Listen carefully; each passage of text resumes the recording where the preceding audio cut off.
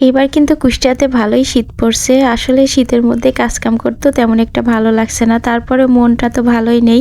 তারপরেও কিছু করার নেই, কাজকাম তো করতেই হবে। আসসালামু আলাইকুম সবাইকে, কেমন আছেন সবাই? আজকেও কিন্তু আমার আরও একটা ভিডিও নিয়ে চলে এসেছি আপনাদের সামনে। আজকের ভিডিওটা সকালের থেকেই শুরু করছি। আর এই তো সকালে কিন্তু নাস্তাতে আমার রুটি থাকবেই, রুটিই করছি। আর বলুন তো, আমার কি রুটি বানানো দেখে আপনাদের বিরক্ত লাগে? কি করব বলুন তো, কিচ্ছু করার নেই আপু ভাইয়ারা, এটাই আমার কাজ। সকালে আমার ঘরে রুটি থাকতেই হবে। আর এই তো আজকে এইগুলো দিয়েই সকালের নাস্তা করে নিয়েছি। আসলে আমাদের ঘরে রুটি ছাড়া চলে না, ভাত তেমন একটা কেউই খেতে চায় না। আর এই তো সকালে নাস্তার পরে থালা বাসন তো অনেকগুলোই জমা হয়ে যায়, সেগুলোই এখানে পরিষ্কার করে নিচ্ছিলাম। আসলে রুটি বানালে আরও বেশি থালা বাসন নোংরা হয়। আর থালা বাসন পরিষ্কারের পরে এই তো ফ্রিজ থেকে মাংস বের করে এখানে ভিজাই দিলাম।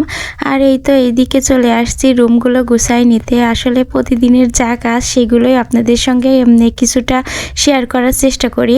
এই তো এখন রুমগুলো গুছাই নিয়েছি, প্রতিটা রুমই ভালোভাবে গুছাই নিয়ে এখানে চলে আসলাম। এই থালা বাসনগুলো এখন তুলে নিচ্ছি, যেগুলো মেজে পরিষ্কার করে রেখে দিয়েছিলাম, এখন এগুলো সরাই রাখবো। আর এই তো দুপুরে রান্নার আয়োজনও করে নিয়েছি।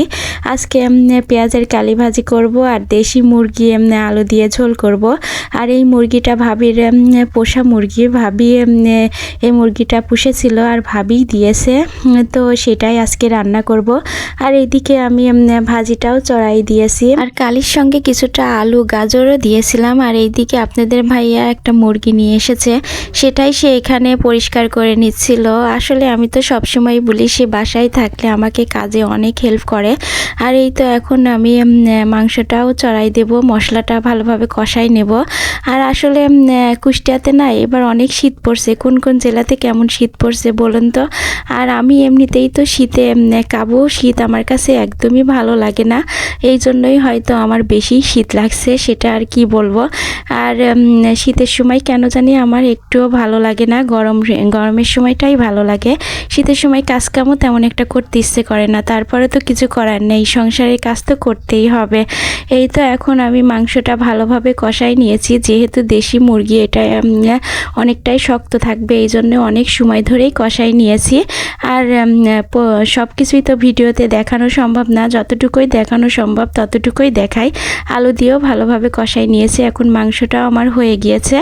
এখন আমি ভাজনার গুঁড়া দিয়ে দিলাম, আর এখন আমি বেরেস্তাও দিয়ে দেব। তো আমি কিন্তু মুরগির মাংসেতে এমন পেঁয়াজ বেরেস্তা দিই, আমার কাছে বেশ ভালো লাগে খেতে।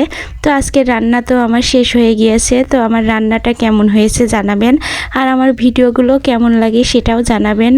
আর সব সময় আমার পাশে থাকবেন, আমাকে সাপোর্ট করবেন। আর সবাই ভালো থাকবেন, সুস্থ থাকবেন, নিরাপদে থাকবেন। আল্লাহ হাফেজ সবাইকে।